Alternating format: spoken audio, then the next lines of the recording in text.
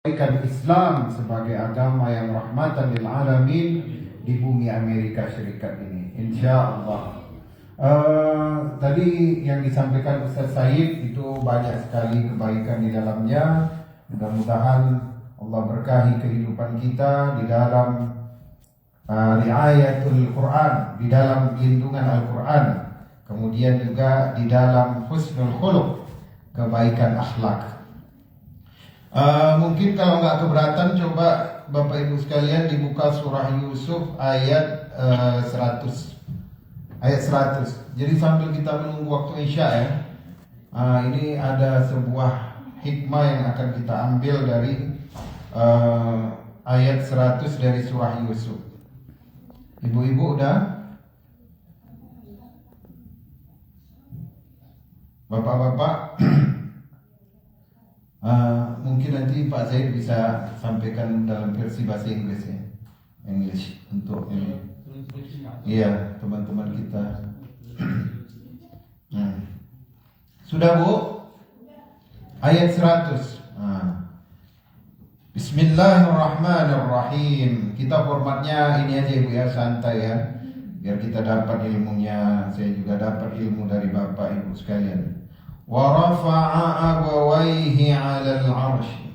Surah Yusuf tentunya dari awal sampai akhir bercerita tentang Nabi Yusuf. Nggak ada cerita yang lain. Cerita tentang mulai Nabi Yusuf bermimpi sampai nanti Nabi Yusuf berjumpa dengan kedua orang tuanya dan ke-11 saudaranya. Selesai surah Yusuf. Jadi ayat 100, wa rafa'a abwaihi, ini terkait husnul khuluq. Rasulullah SAW mengatakan dari riwayat Abu Darda, innama ma min syai'in asqalu fi mizanil mu'min fi yaumil qiyamah. Tidak ada sesuatu yang lebih berat dalam timbangan seorang mukmin. Dalam mizan di mana nanti? Di mana nanti mizan? Di alam mahsyar. Tidak ada sesuatu yang lebih berat nanti ketika ditimbang, berat yang akan membuat kita itu timbangan kebaikannya sangat berat. Bukan pahala salat, bukan pahala puasa, bukan pahala zakat, haji, umrah, tapi yang paling memberatkan itu akhlak yang baik, khuluqin hasanin, akhlak yang baik. Maka Rasulullah SAW mengatakan, sesungguhnya Allah membenci seseorang yang suka berbuat keji dan berkata kotor. Maka coba kita lihat ini, akhlak itu terbagi 3. Akhlak pertama, akhlak kepada Allah, termasuk akhlak di Baitullah, di rumah Baitullah itu di Makkah, maksudnya di masjid ya. Akhlak di dalam masjid. Kemudian itu akhlak terhadap Allah. Yang kedua akhlak terhadap sesama manusia. Dibagi 2 lagi, terhadap orang beriman dan kepada orang kafir, ada juga akhlaknya. Yang ketiga akhlak terhadap alam semesta, tumbuh-tumbuhan dan hewan. Ketiga-tiganya ada contohnya di dalam Al-Quran. Tadi subuh sudah kita kaji akhlak terhadap Allah. Siapa yang dicontohkan di dalam Al-Quran tadi? Siapa yang ingat? Bu Siti? Nabi apa tadi? Nabi Khidir ya. Nabi Khidir di dalam surah Al-Kahfi. Masya Allah bagusnya akhlak Nabi Khidir terhadap Allah Subhanahu wa ta'ala. Sekarang coba kita lihat akhlak Nabi Yusuf terhadap orang tua dan saudara-saudara yang menzaliminya. Wa rafa'a abwaihi, dan Nabi Yusuf mempersilahkan kedua orang tuanya duduk di atas singgasananya. Nabi Yusuf kan setelah dikeluarkan dari penjara, kemudian mentakwil mimpi raja, kemudian singkat cerita menjadi seorang menteri keuangan, kemudian kerajaan Mesir masyhur di makmur di bawah Kementerian Keuangan Nabi Yusuf. Kemudian saudara-saudaranya dan kedua orang tuanya diantarkan oleh Allah sampai ke Mesir berjumpa dengan Nabi Yusuf yang telah berpisah dengan Nabi Yakub selama 40 years, 40 tahun. Ya, 40 tahun. Nabi Yakub itu sampai kornea matanya itu ketutup karena terlalu sedih. Nabi Yakub maksud saya ya, ayahnya Nabi Yusuf. Begitu sudah jumpa dengan Yusuf, kemudian Nabi Yusuf menaikkan Nabi Yakub dan istrinya. Tapi kalau ibu dari Nabi Yusuf kandung namanya Rachel itu sudah meninggal ya ketika melahirkan adiknya Bunyamin. Maksudnya salah satu dari istri Nabi Yakub. Dinaikkan ke atas singgasana alal arsy wa kharru lahu sujada, dan mereka semuanya anak-anaknya, cucu-cucu Nabi Yakub, cicit Nabi Yakub, semua mereka bersujud. Maksudnya apa? Memberi penghormatan kepada kedua orang tuanya. Ini kita lihat coba dalam kehidupan kita. Berapa banyak ini yang sekolah di Amerika? Anda lah, nggak usah. Contohnya nggak usah di sini. Berapa banyak yang sekolah di Timur Tengah? Udah pintar dia fikih 4 mazhab. Ya, ayahnya kiai juga, ustaz juga, tapi ustaz kampung. Cuman kalau debat masalah fikih, sehingga hilang hormatnya dan adabnya dalam berbicara dengan kedua orang tuanya. Jangan begitu. Sepintar-pintarnya kita, kalau di hadapan orang tua, kita harus membodohkan diri. Oh begitu ya Bu ya. Oh begitu ya Papa ya, Ayah. Banyak mendengar, ya, banyak memuji kedua orang tua kita. Kita ini gak ada apa-apanya walaupun kita S3, S2, dibandingkan Nabi Yusuf, seorang yang Al-Aziz. Al-Aziz itu orang yang mulia di negeri Mesir yang kaya raya. Dihormati Nabi Yusuf. Tapi ketika datang Nabi Yakub ini dari pedesaan, dari pegunungan di di pelosok Palestina sana, ya bisa dianggap sebagai orang Badui lah ya. Tapi dia naikkan di atas hingga sana. Ini akhlak yang dicontohkan Nabi Yusuf kepada kita untuk kedua orang tua. Dia dudukkan, ya, ayah ini hingga sana ini gak ada artinya tanpa doamu, ya, tanpa sholat malammu. Nah, maka beginilah kita mestinya membuat kedua orang tua kita ya. Kemudian lanjut lagi, waqala ya abati. Kemudian Nabi Yusuf berkata, wahai ayahandaku. Di Al-Quran itu, kalau di Yusuf ini, surah Yusuf ini terutama, kalau yang menyebut itu saudara-saudara Yusuf menyebut kepada ayahnya, mereka akan mengatakan inna abana, sesungguhnya ayah kami dalam kesesatan yang nyata. Ketika mereka bersuuzon, ketika mereka berpandangan buruk kepada ayahnya, bahwasanya ayah itu lebih cinta kepada Yusuf daripada kita saudara-saudara Yusuf. Pasti yang dipakai itu aba, abi, abana. Tapi lihat bahasa Nabi Yusuf nih, lihat. Ya abati. Beda. Abati itu panggilan tertinggi sebagai penghormatan kepada orang tua kita. Sebagaimana Nabi Ismail. Jadi kalau nabi-nabi itu kalau dicontohkan dalam Al-Quran, manggil ayahnya itu panggilan yang paling indah dan paling sempurna. Ya abati, wahai ayahandaku. Apa kata Nabi Ismail? Ya abati if'al ma tu'mar satajiduni insyaallah minas sabirin. Wahai ayahku, wahai ayahandaku, lakukanlah apa yang diperintahkan kepada engkau. Engkau akan mendapati aku menjadi orang-orang yang sabar. Nah, jadi kita gitu juga lah. Kita pakai cara nabi-nabi itu. Manggil ayahnya, ayahanda, ya, yang terhormat, sebagai role model kami, my lovely father, begitu. Ini lihat nabi-nabi ini. Gak ada mereka. Ini menunjukkan tempat ayah itu tinggi ya di mata seorang anak. Apa kata Nabi Yusuf? Ya abadi hadza ta'wilu ru'yaya. Ini adalah takwil dari mimpiku 40 tahun yang lalu ketika dia bercerita kepada ayahnya, dia melihat 11 bintang, matahari dan bulan bersujud kepadanya. Ini menandakan bahwasanya seseorang itu ketika dia akan mencapai keberhasilan, maka dia akan melewati proses yang panjang, pahit, kadang-kadang juga apa istilahnya, berdarah-darah lah ya. Maksudnya bukan berdarah, tapi prosesnya itu sangat pahit. Ya, inilah takwil mimpiku yang dahulu, yaitu engkau dinaikkan di atas aras dan kami bersujud. Qad ja'alaha rabbi haqqa. Sungguh telah menjadikannya mimpi itu sebagai suatu kenyataan. Ini penting ini. Jadi kadang-kadang anak-anak kita itu dia melewati proses yang pahit, tapi kita harus tetap memberikan semangat, memberikan rasa optimisme kepada mereka. Ya, Nabi Yusuf itu harus terlempar jauh dari orang tuanya ke negeri Mesir sana selama 40 tahun untuk mencapai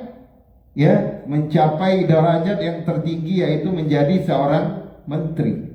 Maka kamu bisa jadi nanti terpisah dengan ayah ibu, tinggal sendirian, tapi tetap jaga iman, jaga sholat.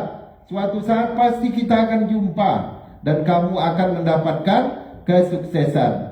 Jadi kalau kamu sedih sekarang, sakit sekarang, ya, ribuan tahun yang lalu udah ada seorang anak muda yang masih kecil belia, sudah dipisahkan dari ayahnya. Ibunya sudah meninggal.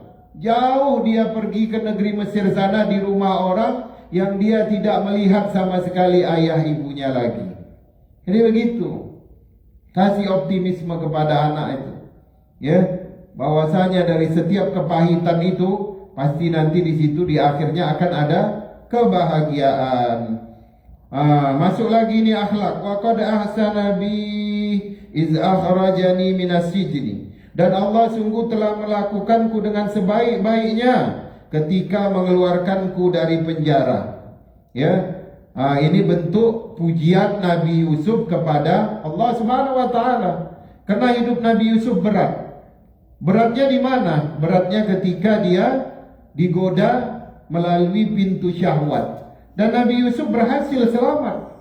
Bahkan Nabi Yusuf meminta untuk dipenjara. Ya, apa ayatnya itu?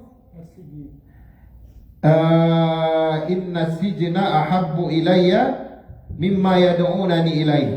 Sesungguhnya penjara itu lebih baik bagiku daripada rayuan si perempuan itu yang mengajak aku untuk bermaksiat kepada Allah. Nabi Yusuf pilih penjara. Tapi kenapa Nabi Yusuf nggak bilang iz akhrajani minal bi'r, atau ketika Allah mengeluarkanku dari sumur? Kenapa Bu? Coba itu ibu yang jilbab pink jawab. Kenapa Nabi Yusuf milih mengatakan penjara daripada sumur? Padahal mana yang lebih mematikan? Sumur atau penjara?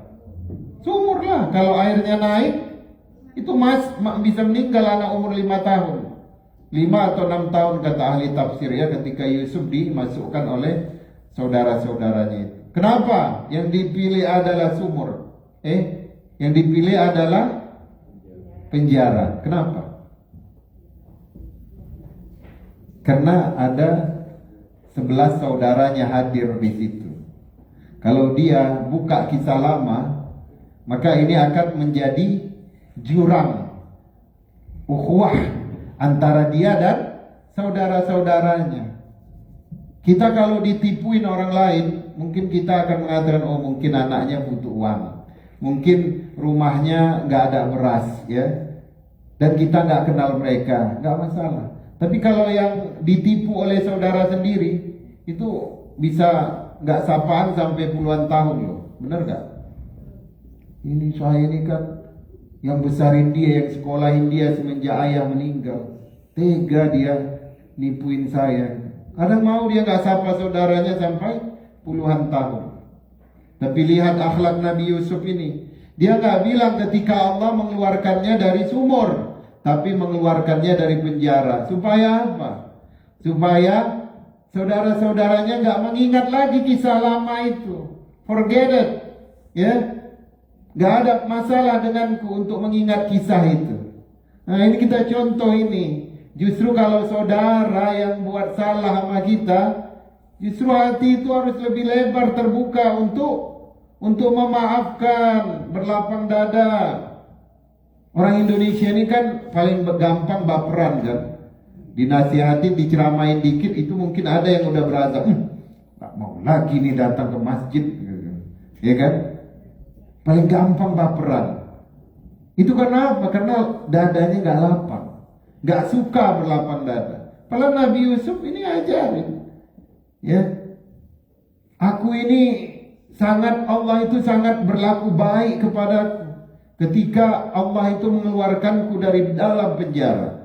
Padahal yang lebih bahaya adalah dari sumur. Jadi kalau saudara buat salah sama kita, nasihatin, ya, kemudian rangkul. Mungkin dia lapar, kita nggak peduli. Kadang-kadang kita bersaudara ini mau bersaing. Dia punya iPhone 16, kita pengen punya iPhone 25. Nah, belum keluar lagi ya.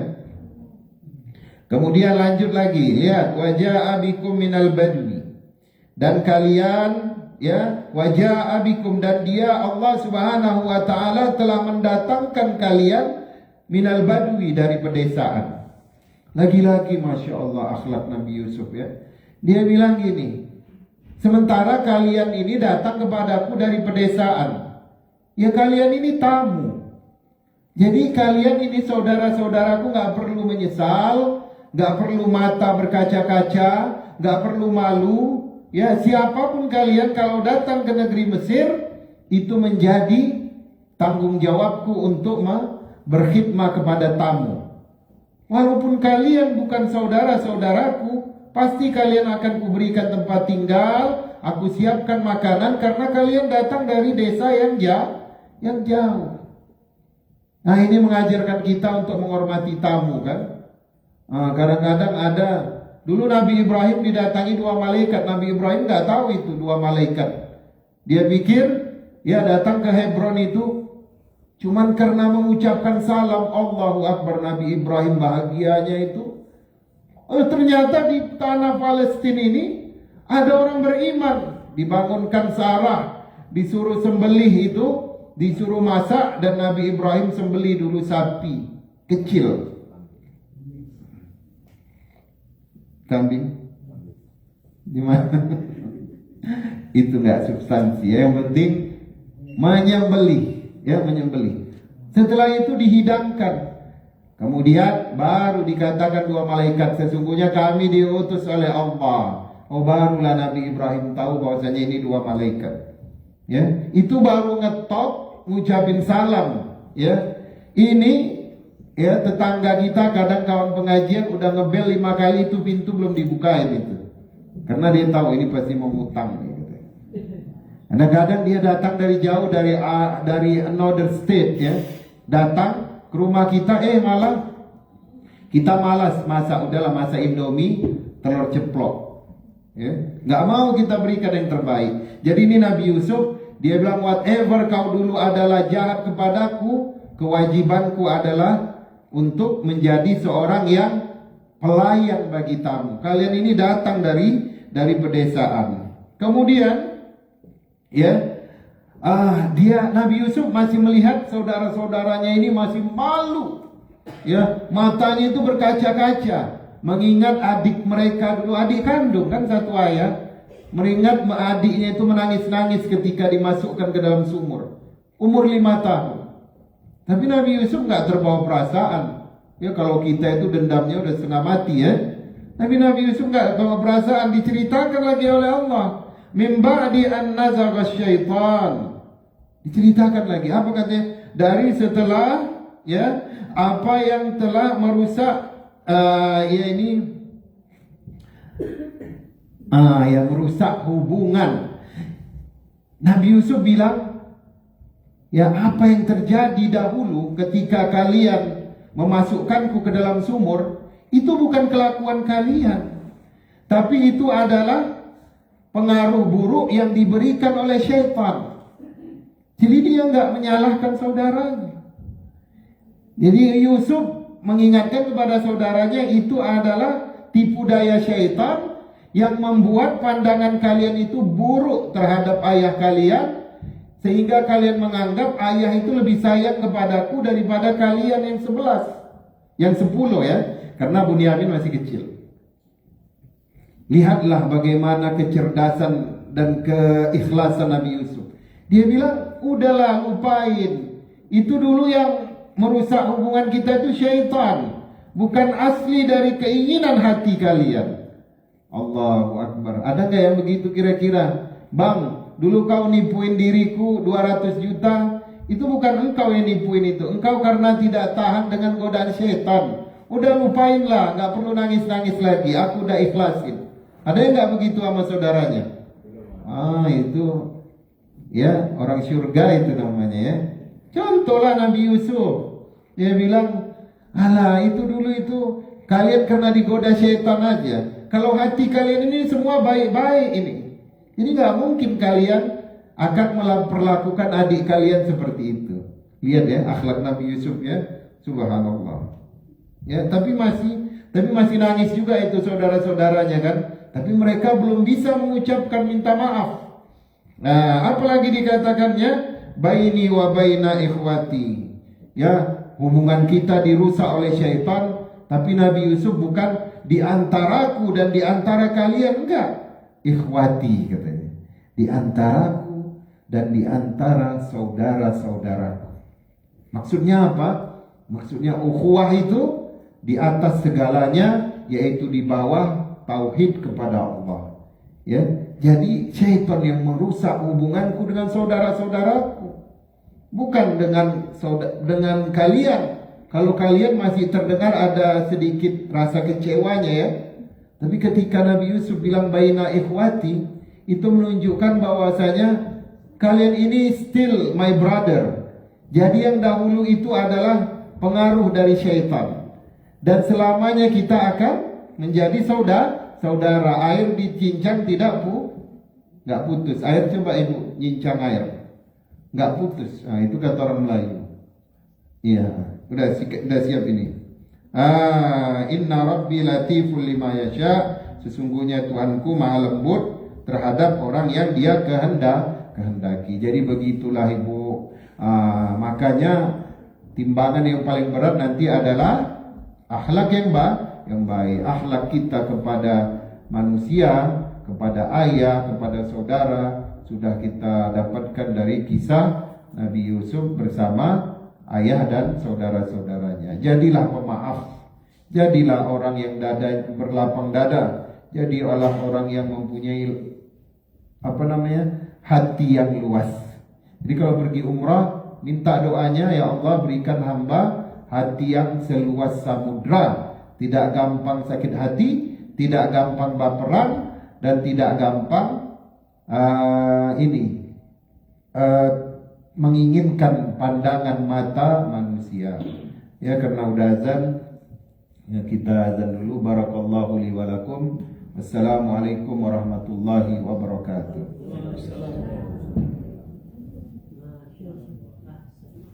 Syukran.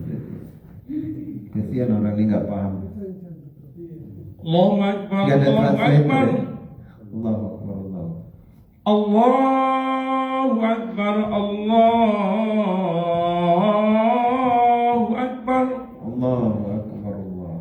Asyhadu an la ilaha illallah, Asyhadu an la ilaha illallah. Asyhadu an la ilaha illallah,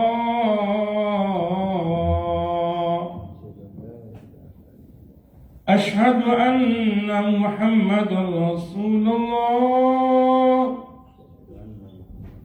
أشهد أن محمد رسول الله. حي على الصلاة، حي على الصلاة.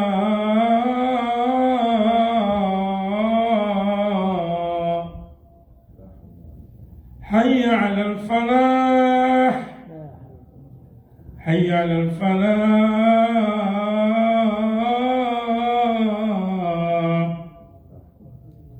الله أكبر، الله أكبر.